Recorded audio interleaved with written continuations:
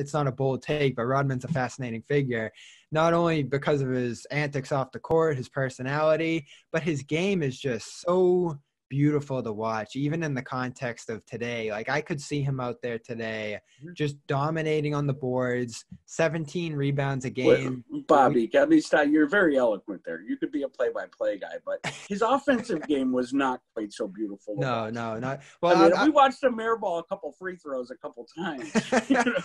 So this was the eloquent part, and they showed these clips so many times. Him against like the likes of Charles Barkley and like some of the greatest rebounders of all time, just bouncing the ball up in the air, toying with these guys. And this is a guy who started playing in college. He never played high school ball. He grows, I don't know how many inches in college, and he's playing at the school no one knows about, a foot. Like, what was it like to watch this guy come up and take the league by storm the way he did?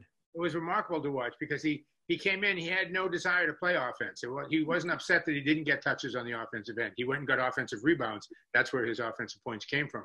But the way he played, his sense for where the ball was going to come off the rim, off the basket, his ability to roll off people, he just, because he's not that big a guy, relatively speaking. He's no McHale or anything like that. He's probably about 6'7", and he was kind of wiry.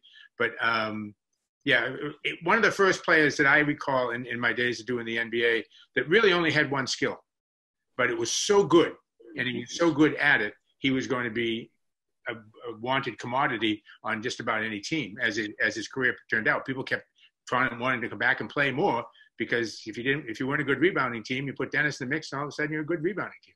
It's interesting to think about the history of it. 13 rebounds a game for his career. At his height, he's about 17, 18. Among the guys you've both seen, where does he rank among the greatest rebounders of all time? He's the greatest I've seen, I think. I mean, I don't go back as far as Mike, but in the 80s, I can't really think of anybody that would be 17 rebounds. And Bird was a very good rebounder, defensive rebounder. McHale was a very good rebounder. I mean, they were 10, 11 rebound a game. Yeah. But no, that's Bobby. I've never really thought of it as to that Great way. question. Nobody comes to mind. I can't say like, no, you should have seen blank. And no, you knew what he was going to do. That was the other thing about it is you knew coming in the game he couldn't score, so you didn't have to cover him. And he was going to get 17 rebounds, and you figure like, okay, we can stop that because we don't have to worry about him offensively. We'll just concentrate on boxing him out and keeping him away from the backboard and blah, blah, blah. Every team went in with that attitude, and then you get the box score later, and there he is with 18 rebounds.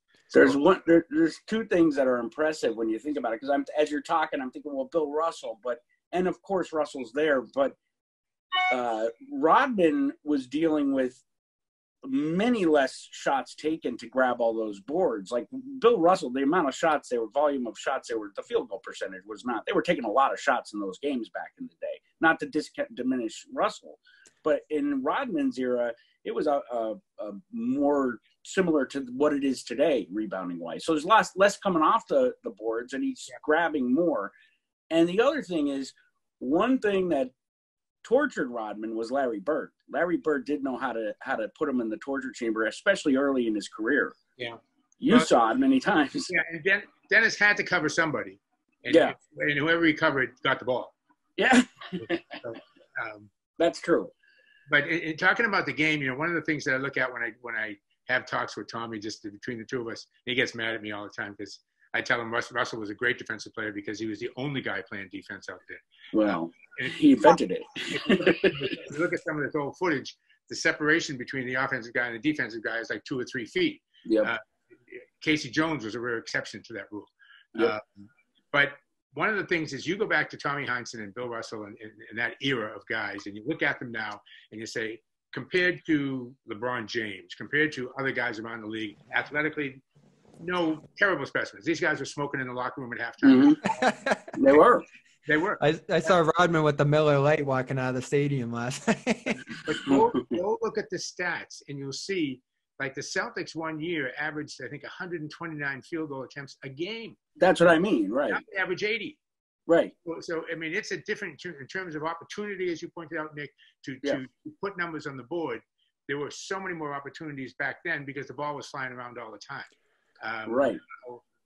Again, when you're taking 80 to 85 shots a game, it's a different ballgame.